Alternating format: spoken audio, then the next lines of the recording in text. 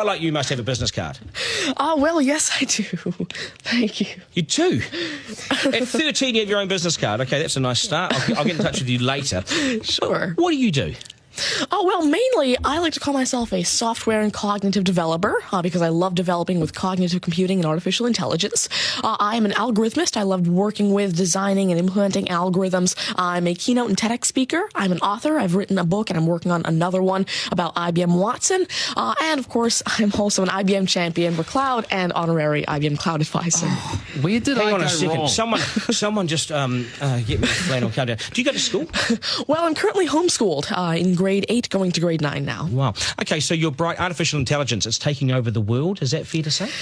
Well, you see, that's actually one thing that I believe a lot of people have, this sort of misconception that artificial intelligence is this technology that was made to replace humans, that really everything we do, whether it be, our jobs or whatever we do at home every day. But really what I believe is that artificial intelligence was developed and is continuing to be developed for the sole purpose of really augmenting our life and amplifying our skills or capabilities and what we can do every day. But what about when the computers actually learn that they're better than us? Well, you see, that's sort of called the singularity of artificial intelligence, at which point artificial intelligence has surpassed human intelligence to the point that we cannot control it. But really what I believe at this point, artificial intelligence, I won't go into the details right now since we're limited on time, but the thing is right now, artificial intelligence itself as a technology is so foolable and so primitive that either A, we won't reach that singularity point, or B, if we do, it's a very long ways off. Do you understand that, Mark? No. I couldn't. I wanted to take notes for the exam at the end of this. You lost them in the first sentence. Could I perhaps offer you a golf ball?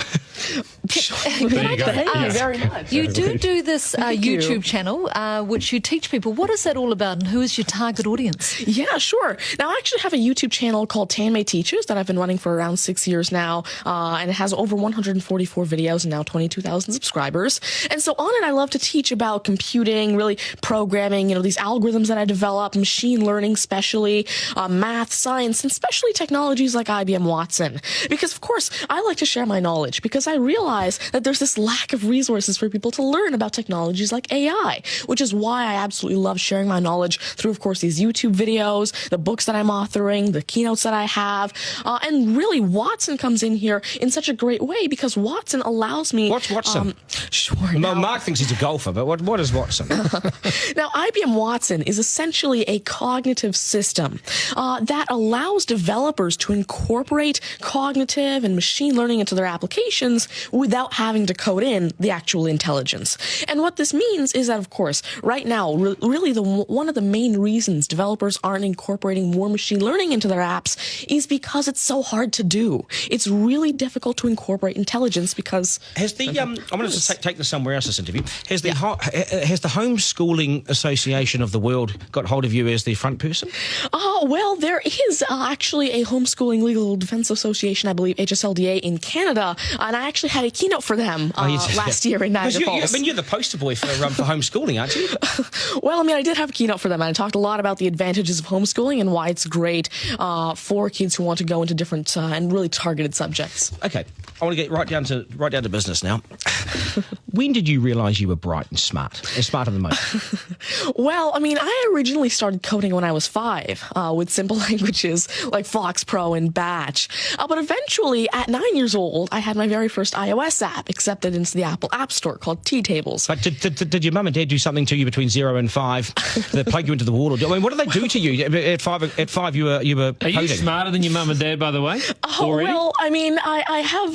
my dad used to work as a computer programmer, but he used to work with, simple, regular programming languages like Fox Pro, Batch, a little bit of C, etc. But you see, now I'm really interested in artificial intelligence and how it can actually be implemented on all these different platforms. You'd be a nightmare to teach. You'd be an absolute nightmare to teach, wouldn't you? Because you'll be smarter than the lecturers. You would I ever want to get in an argument with you, ever.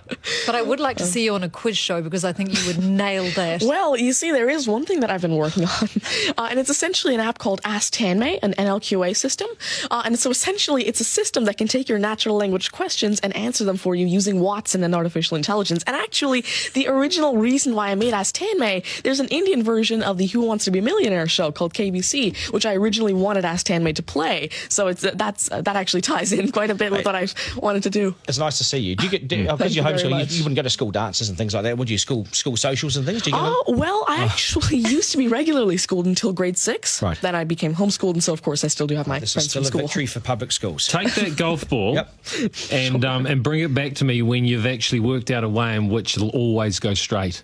Because I think you could do it. Technically, using a genetic algorithm or something. I knew there'd be an answer. Hey, it's brilliant to meet you. You're a complete inspiration. Thank you. And I hope my son was watching, a 7-year-old son. Message to Buster Garner, you got work to do, mate.